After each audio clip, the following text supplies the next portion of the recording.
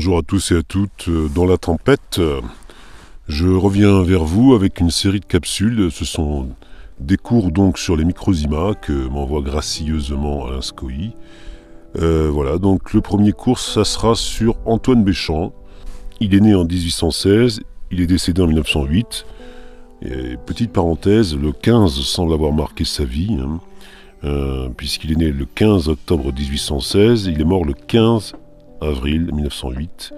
Et il faut savoir que le 15 avril n'est pas une date anodine, puisque 4 ans, jour pour jour, après son décès, a eu lieu, donc le 15 avril 1912, comme vous le savez, le naufrage du Titanic. Voilà, c'était juste une petite parenthèse, c'est assez étonnant, on va dire.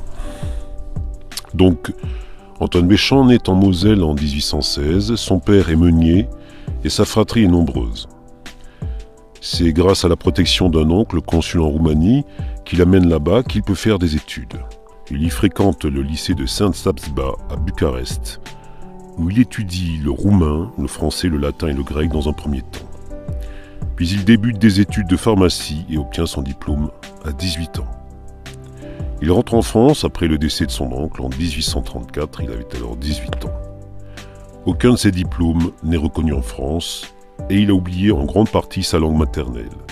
Il n'est pas revenu en France depuis l'âge de 6 ans. Qu'à cela ne tienne, il se met au travail. Il s'inscrit à l'école supérieure de pharmacie de Strasbourg tout en travaillant dans une officine de pharmacie à Benfeld.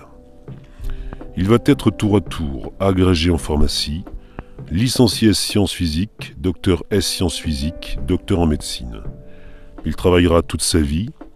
Il a été tour à tour pharmacien d'officine à Strasbourg, professeur de physique et toxicologie de l'école supérieure de pharmacie à Strasbourg, professeur de chimie médicale et de pharmacie à la faculté de médecine de Montpellier, doyen de la faculté libre de médecine et de pharmacie de Lille, professeur de chimie organique et de chimie biologique à Lille.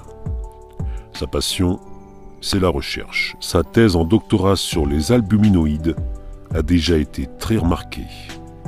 En 1852, il met au point un nouveau procédé de fabrication de l'aniline beaucoup plus économique. Béchamp oriente ses recherches sur les fermentations dès 1854. Il démontre très vite que le phénomène de génération spontanée est impossible.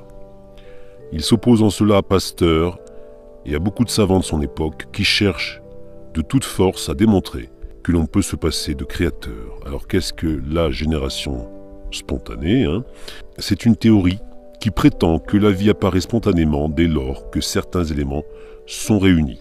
Cette théorie est à la base de l'évolutionnisme de Darwin.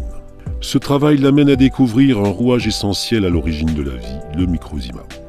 Cette microcellule organisée bâtit le monde du vivant et synthétise les enzymes ou zymases permettant les réactions chimiques, les combustions et les respirations au cœur des organismes vivants. Le travail de Béchamp est colossal. Chaque expérience est répétée au moins 50 fois dans des conditions identiques et 50 fois en variant les conditions. Par exemple, un peu plus d'oxygène, moins d'oxygène, un peu plus de protéines, un peu moins de protéines, etc. Il en observe les résultats sur des années.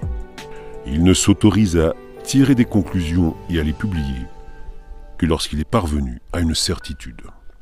Son travail inlassable et totalement désintéressé nous a valu des découvertes considérables, étayées par une observation rigoureuse et une totale objectivité.